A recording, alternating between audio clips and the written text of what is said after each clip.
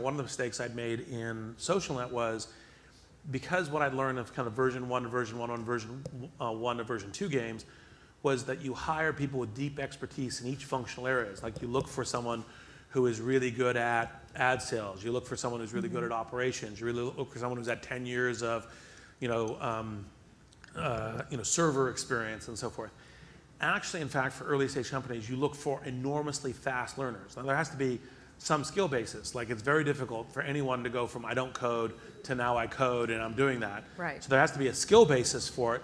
But because you've got a wide variety of tasks, because what you're actually going to end up doing is pivoting a lot in some of your plans, certainly in your roles, and you're creating something unique, you actually have to have a team that learns really, really fast.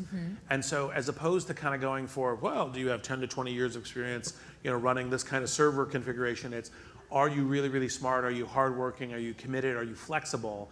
And can you play on this team well? And so the early genetics at PayPal was entirely about, all right, are you smart, hardworking, team collaborative, and run fast over this?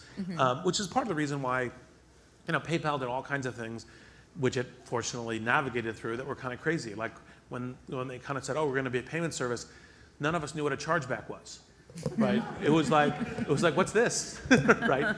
We didn't really know it was a fraud problem when you create these kinds of things. I mean, it was just, and so when you lack the experience, you run out in the minefield. But you always are running out into minefields in entrepreneurship, and so the ability to navigate them is critical, the ability to learn and to adapt. And so that was fundamentally a much better place to start a successful company from than what I had done at SocialNet, because I just didn't have these are more important ways you play the V0 to V1 game that I hadn't learned yet.